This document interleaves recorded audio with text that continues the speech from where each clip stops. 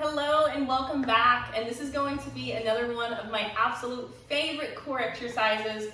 If you're one of my clients, you already know, but this one again helps us create the core and pelvic stability so we can effectively target our abs, our transverse abdominis, our lower abs, and all those parts of the core that are typically missed with traditional ab workouts, especially if we walk around and we move through our workouts with the incorrect pelvis position. So we're gonna go ahead and lay down on our back for this one and go ahead and get started. There are lots of different variations I'm gonna show you for these. So I want you to choose one that you can do with correct form here. So start with level 1 and then work your way up. Don't just hop into the last one, okay? So we're gonna find a nice tuck of the pelvis under. If you need to take some pelvic tilts before you do that to find what I mean, you can think about inhaling to arch, feeling those hip bones go nice and high, and then exhale to tuck, feeling those hip bones drop back down.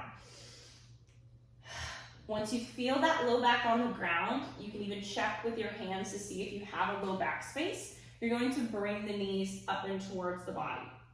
From here, we're going to start with version 1, which is just a toe tap. As the legs tap down, as the toes tap down, you're thinking about keeping that pelvis nice and tucked, pulling your navel up and in. So every time I'm dropping down, I'm re-tucking. The abs are pulling in as the legs go down. So that's level 1. Level 2 is we begin to do some heel taps. So you tap that a little farther in front of you. You do the same thing.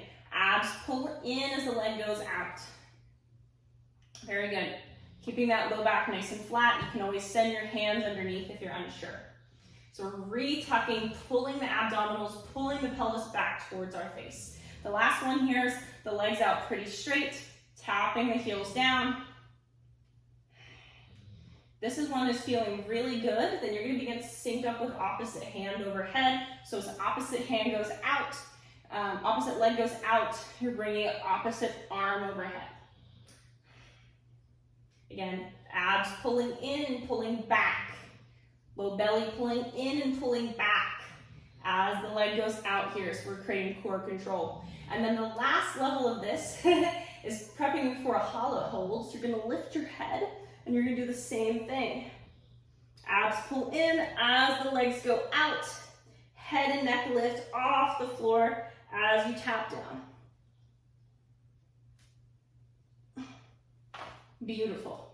And this can be a great entry into your hollow hold. So if you've done several of these, I will also show you what a hollow hold looks like today. So you can start with the knees in close to your chest, and then you can begin to keep that pelvis nice and tucked, lift the heads off the floor, lift the arms off the floor, and hold. So this is version 1, and then version 2, we would begin to send the legs out nice and long, pull the core in, keep that low back flat, and hold our hollow hold position. Very hard, very challenging, also called dish, but can help us get a great handstand and also work on our core.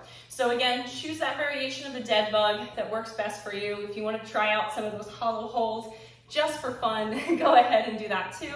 I typically recommend starting with a couple sets, somewhere between 2 to 4, with breaks in between for whatever dead bug variation you choose, to help to cement that core and pelvis stability. Let me know what you thought. Pop it in the comments. See you at the next video.